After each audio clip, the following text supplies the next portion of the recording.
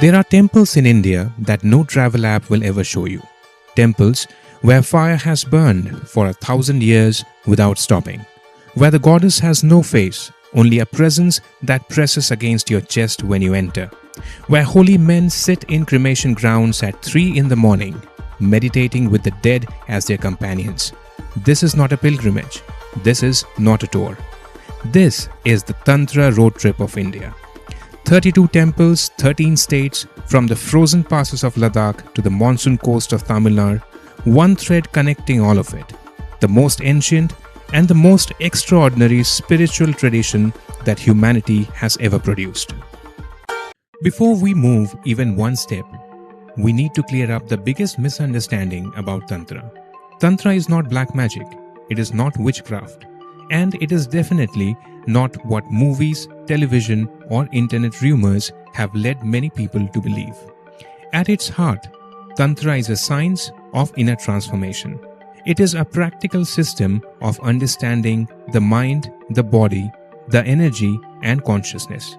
Its goal is simple yet profound: to help a person experience the deepest truth of existence. Unlike traditions that see the world as distraction, Tantra teaches that the world itself can become a path of awakening. Your body, your senses, your emotions, nature, and everyday life are not obstacles to overcome. They are tools for spiritual growth.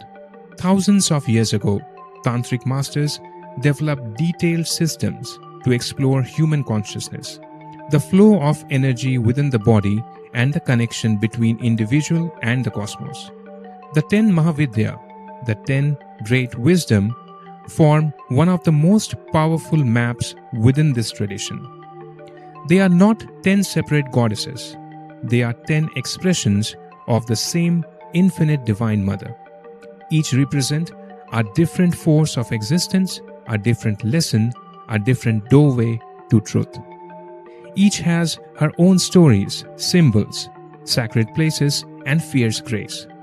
To understand the Mahavidyas is to begin a journey into the deepest mysteries of Tantra itself.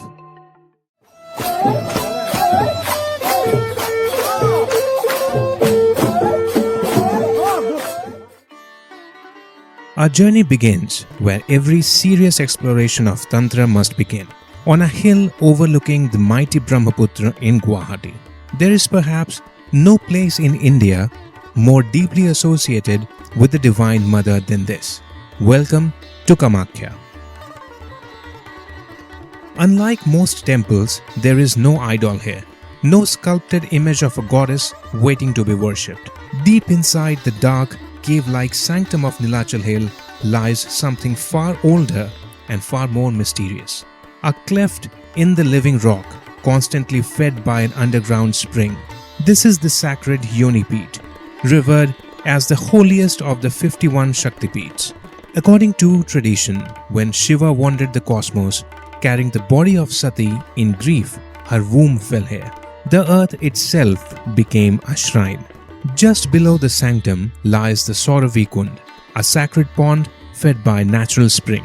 For centuries, Tantric practitioners have bathed here before entering the temple. At sunrise, the water catches the first rays of light and glows with an utmost unreal golden hue.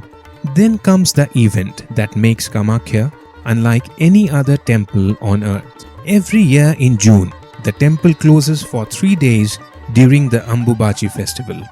It is believed that the goddess enters her annual menstrual cycle. When the doors reopen, thousands of pilgrims, sadhus, aghoris, and tantric practitioners gather on this hill. This is the largest tantric gathering in the world. The message of Kamakhya is both simple and revolutionary. Creation is sacred. The body is sacred. Nothing in nature is impure. To stand inside that sanctum is to stand before one of the humanity's oldest symbols of creation itself. From Assam, we travel south into Tripura, a state overlooked by many travelers and one of India's best-kept secrets. High on a small hill in Udaipur stands the Tripura Sundari temple, lovingly known as Matabari. This is the abode of Tripura Sundari, the third Mahavidya. She is Shodashi, the eternal youthful 16-year-old goddess, representing beauty, harmony, wisdom, and the perfection of creation. Built in the 16th century, the temple rises in the distinctive Bengal style. Its carved roof framed by ancient trees that have washed over pilgrims for generations. At the foot of the hill lies Kalyan Sagar, a large sacred lake famous for its giant turtles and fish. Pilgrims gather along its banks, offering food in a tradition that has continued for centuries. There is a serenity here that feels very different from the raw power of Kamakhya. If Kamakhya represents the force of creation, Tripura Sundari represents its beauty. Local devotees say the goddess grants wishes to those who come before her with a sincere heart. But Tantra offers a gentle warning. Be careful what you ask for when standing before a goddess who holds the very architecture of time, desire, and destiny in her hands.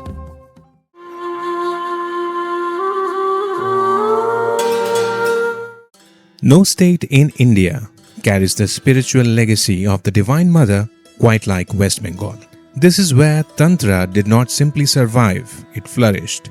It shaped the poetry of Ramaprasad, inspired the songs of the Bauls, and influenced the teachings of Sri Ramakrishna. Across Bengal, devotion to the goddess is not confined to temples. It lives in music, art, literature, and everyday life. Our journey begins in Kolkata at Kalighat, one of the most revered Shakti peeths in India.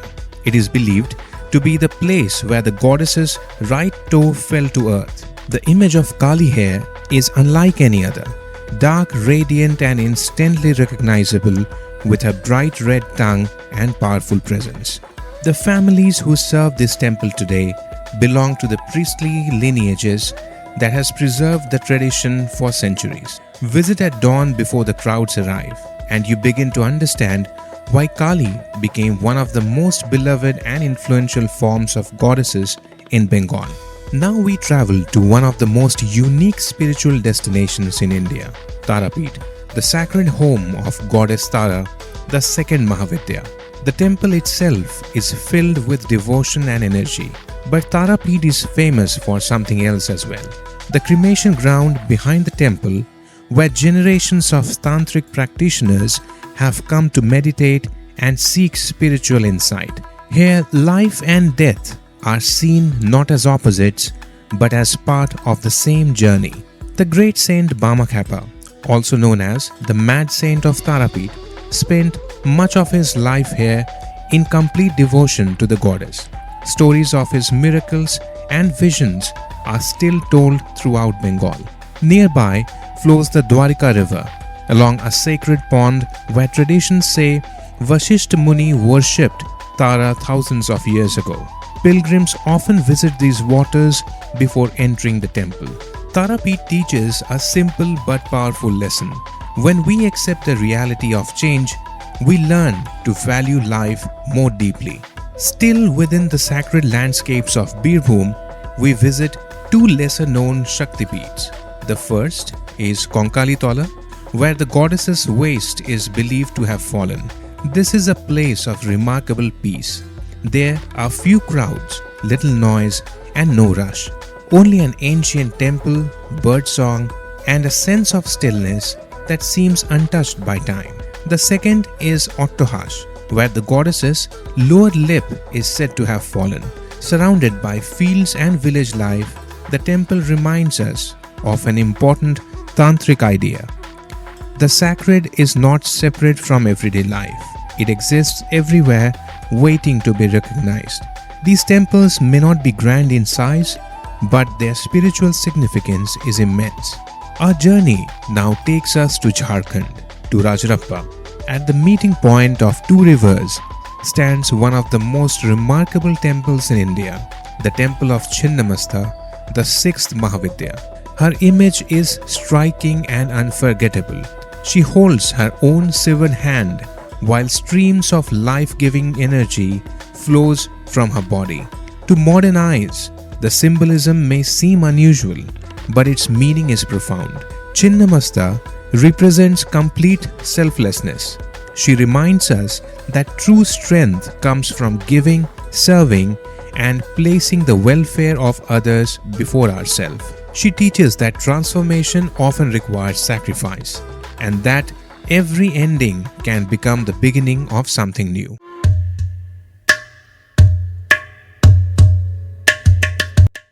Every spiritual path in India seems to lead sooner or later to Varanasi. For followers of Tantra, this is one of the most sacred cities in the world, a place where daily life and spirituality blend together, and where even death is not seen as an end, but as a doorway to liberation. Our journey begins with the city's guardian, Kal Bhairav.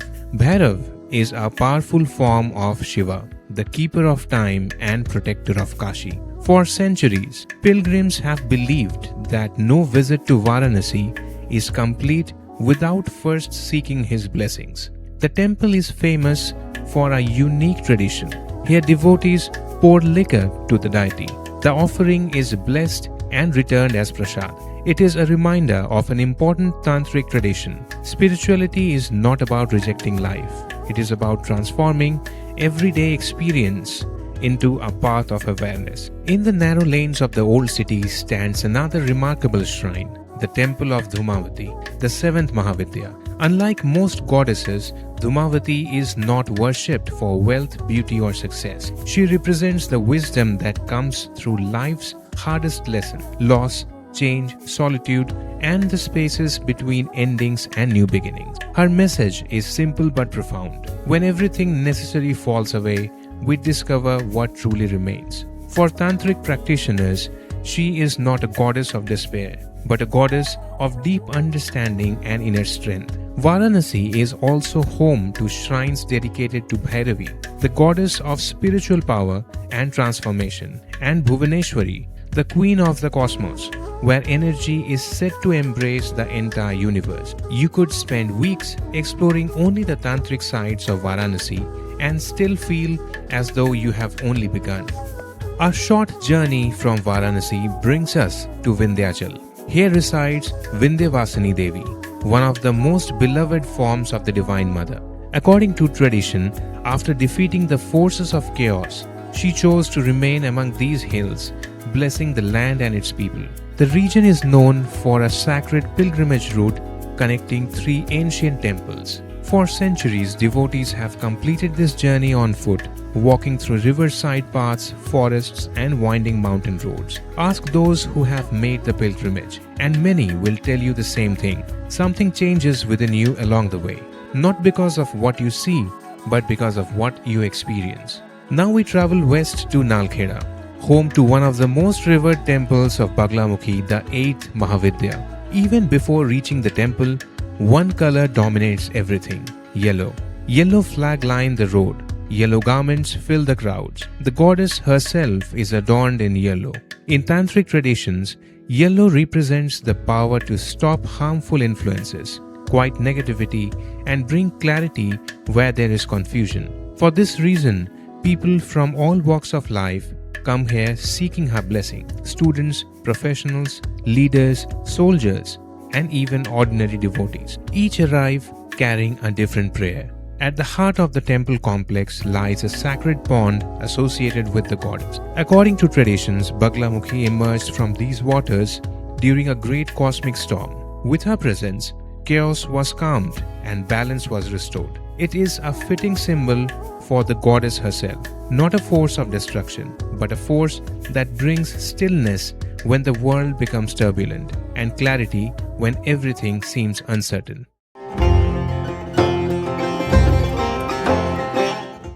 Along the foothills of the Himalayas runs a chain of temples stretching across valleys, rivers, and mountain passes, like a string of lamps lighting the northern edge of India. For centuries, pilgrims have believed these temples protect the land around them and preserve some of the oldest spiritual traditions in the world. Our journey begins in Kangra, Himachal Pradesh. Here stands the temple of Jwala Devi. What makes this place extraordinary is that there is no idol at the center. Instead, 9 natural flames emerging directly from the rock itself. They have burned here for as long as anyone can remember. According to local tradition, even the Mughal Emperor Akbar was fascinated by these flames. Stories say he tried to test their powers and later offered a golden canopy in reverence. Today, pilgrims still gather to witness a sight that almost feels impossible: fire emerging from the earth itself. High above Bilaspur stands Naina Devi, one of the most revered Shakti peeths in India. Tradition holds that this is the place where the goddess's eye fell to earth. The temple sits on a hilltop overlooking the vast Govind Sagar reservoir. Mountains fade into the distance, water reflects the changing sky. Far beyond, the plains of Punjab stretch towards the horizon. It is a place that reminds the visitors how small they are and how vast the world truly is. Near Dharmashala, surrounded by towering Deodar trees, is Chamunda Devi. The goddess is remembered here as the divine force who defeated the demons Chanda and Mund, giving the temple its name. For generations, this region has been associated with powerful spiritual traditions and deep devotion to the Divine Mother. The forest surrounding the temple adds to its atmosphere. The air is cool and quiet. The trees seem to stand like silent guardians watching over the valley below. Further east lies one of the hidden treasures of the Himalayas, Jageshwar. Tucked away in a peaceful valley, this remarkable complex contains more than 100 ancient stone temples dedicated to Shiva. The moment you enter, the world seems to slow down. Sunlight enters through tall cedar trees. Temple bells echo softly through the valley. Ancient shrines stand side by side, each carrying centuries of prayers and devotion. Jageshwar is closely connected to some of the oldest Shiva traditions in India. Here, rituals continue much as they have for generations, preserving a living connection to India's spiritual past. And then we arrive at one of the most visited pilgrimage sites in India, the Vaishno Devi. Most people know it as a great pilgrimage destination, but beneath its popularity lies a much older sacred tradition. At the heart of the cave are three natural rock formations, worshipped as Mahakali, Mahalakshmi, and Mahasaraswati. No sculpted image, no carved idol. The goddess is experienced through the cave, the mountain, and the landscape itself. This is a recurring theme throughout Tantra tradition. The divine is not separate from nature. The divine is nature. The mountain, the river, the stone, the flame, the forest, all of them are expressions of the same sacred presence. And nowhere is that truth felt more clearly than in the Himalayas.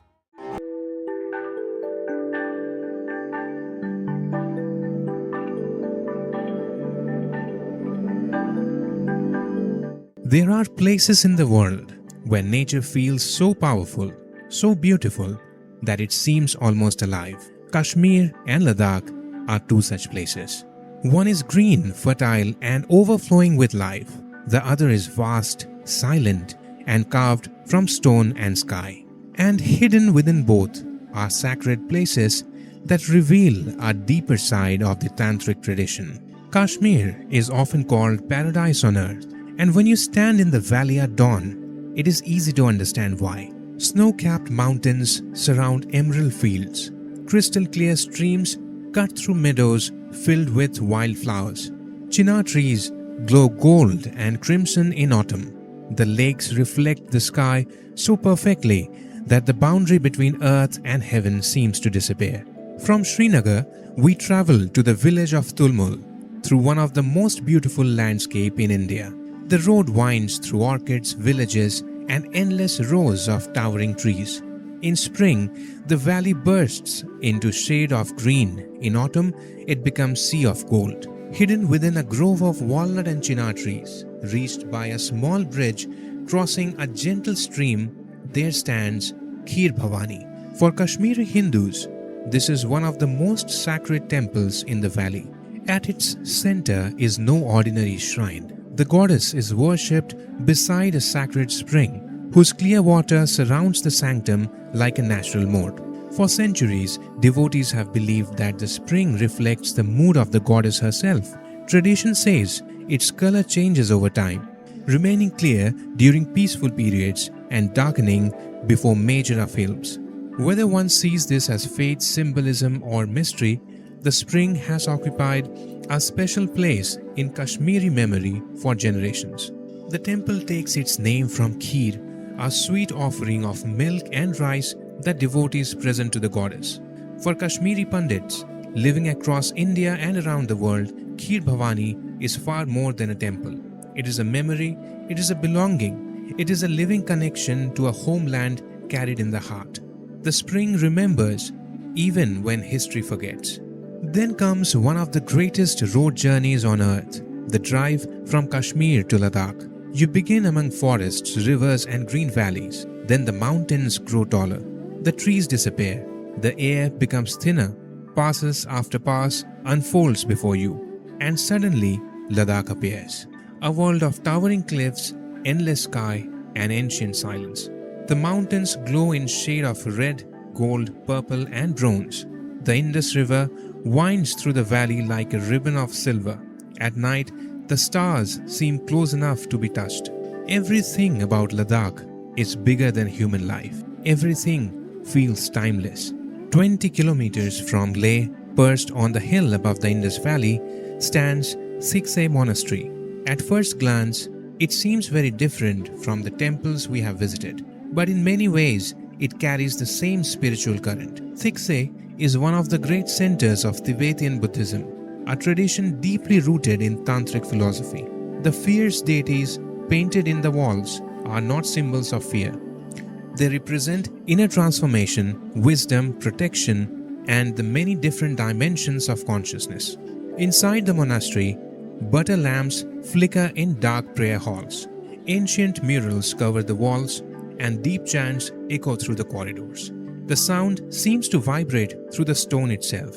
Rising through 2 floors of the monastery is the magnificent Maitri Buddha.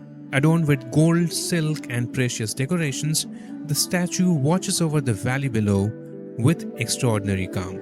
The monastery also preserves ancient manuscripts, sacred paintings and relics from Ladakh's royal past. But perhaps the most unforgettable moment comes at sunrise. Stand on the rooftop as the first light touches the Himalayas. The Indus Valley stretches endlessly below. Monks begin their morning prayers. The mountains glow gold. The wind carries the sound of distant chanting across the valley. And in that moment, the distance between Kashmir's ancient Savite tradition and Ladakh's Vajrayana Buddhism seems to disappear. Different language, different rituals, different symbols. Yet beneath them all flows the same search for truth, the same exploration of consciousness, and the same understanding that the divine is present in every part of existence.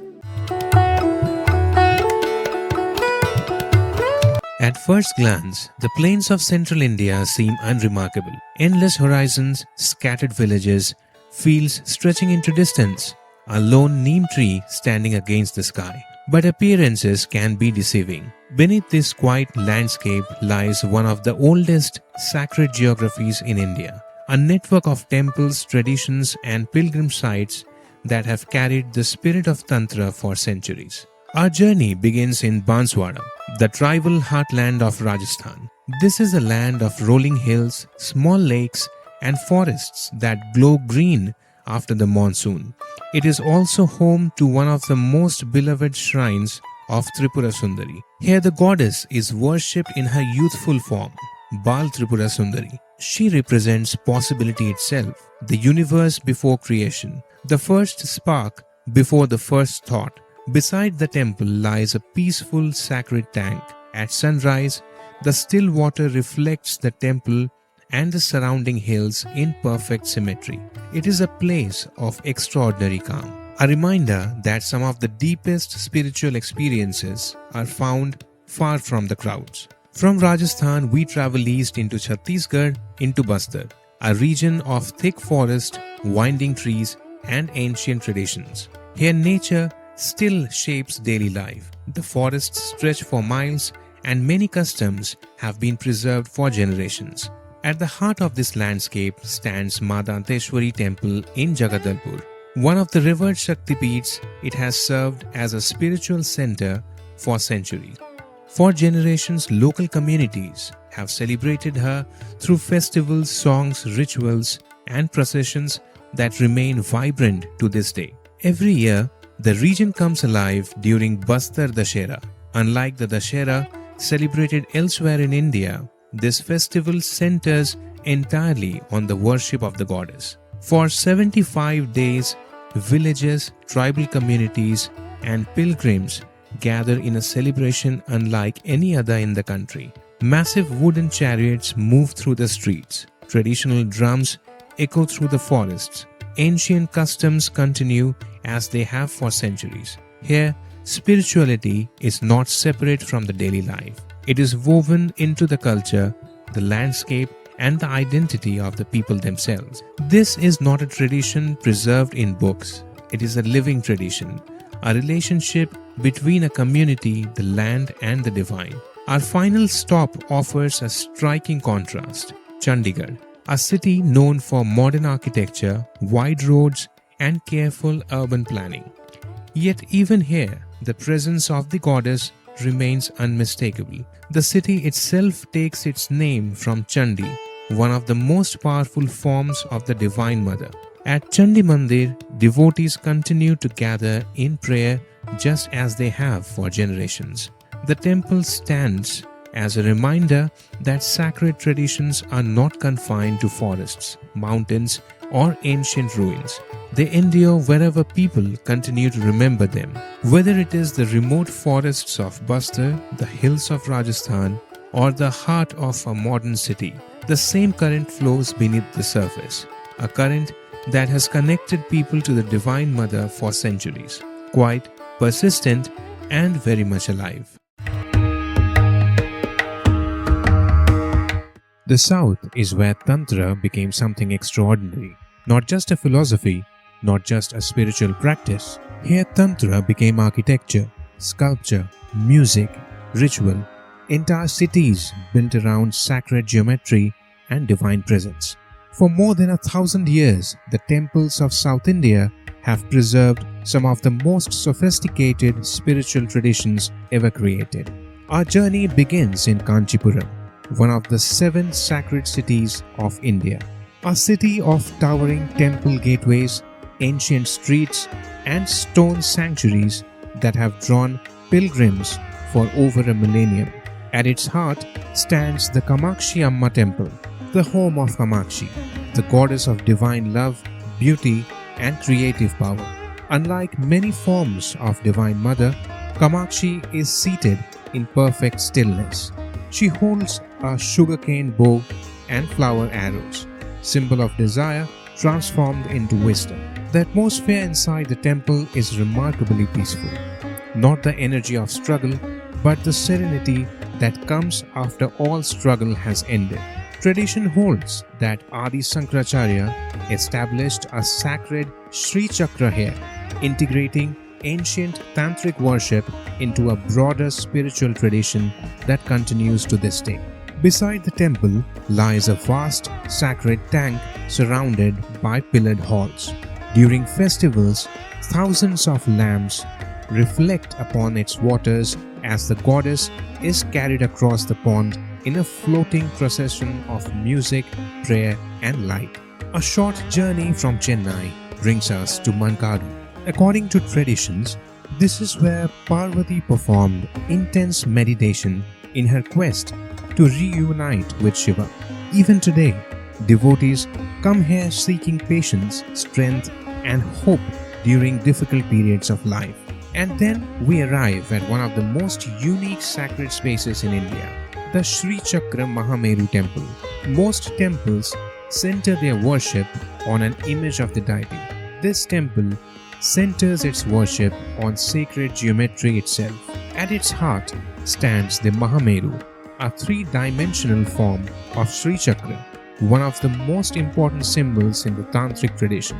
There is no elaborate idol, no dramatic imagery, only precise geometry. triangles within triangles, levels within levels, a map of the cosmos expressed through form. For practitioners, walking around the Mahameru is not simply an act of devotion, it is a symbolic journey through the universe itself. From Tamil Nadu, we travel west into Karnataka. The landscape changes completely. Dense forests blanket the mountains. Rivers cut through deep valleys. Mist drifts across the hills at dawn. This is the land of the Western Ghats, one of the most beautiful mountain ranges in India.